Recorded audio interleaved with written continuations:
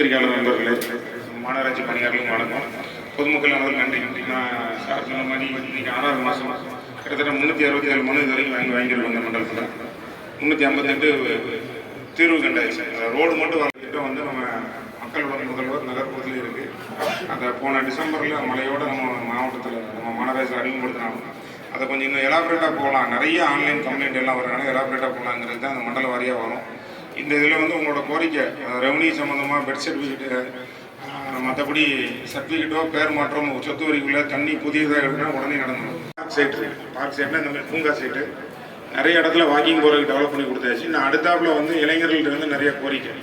அவங்களுக்கு ஒரு volleyball, basket பால், இல்லை அந்த ஷட்டில் காக்கு, நம்ம அந்த கபடி நம்ம தெருவில் நம்ம முன்னாடி வந்து விளாடுவோம். இப்போ நகர்ப்புறமானால சாலை இருக்கனால ஒன்றும் செய்ய முடியல.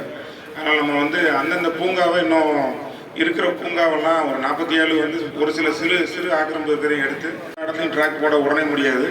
எல்லா இடமும் செடி வைக்க போகிறோம். அது மட்டும் போடல, செடி வைக்கிற இடத்துல கிட்டத்தட்ட இது நம்ம வடக்கு வருங்காலத்தில் இன்னும் நிறைய என்வரான்மெண்ட் ஃப்ரீயாக நம்ம டஸ்ட்டில் ஃப்ரீயாக போயிட்டுருக்கோம். எல்லா பார்க் சைட்லையும் மரம் எடுக்கப்படும். தெருவில் மரம் எடுக்கிற நம்ம ஸ்கீம் ஏற்கனவே 20,000 ஆரம்பிச்சு வச்சு நம்ம எம்பி மேடம் தொடங்கி வச்சது, அமைச்சர் அவர்கள் தொடங்கி வச்சது போயிட்டுருக்கு. இப்போ பார்க்கில் ஃபுல்லாக நெருக்கி கொண்டாடணும் கொண்டு இப்போ பொதுமக்கள் வரிசையாக முன்னிட்டு கேட்டு நன்றி. சொத்து வரி வசூல் பண்ணுற மையம் வைக்க போகிறோம். நான் இருக்க போய் தான் நம்ம மாநகராட்சி எவ்வளோ நெருக்கடி இல்லாமல் இருக்குது.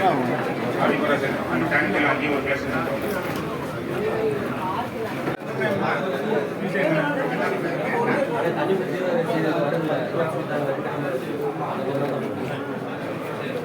எட்டி பார்த்தா மட்டும் என்ன தெரிய போகுது.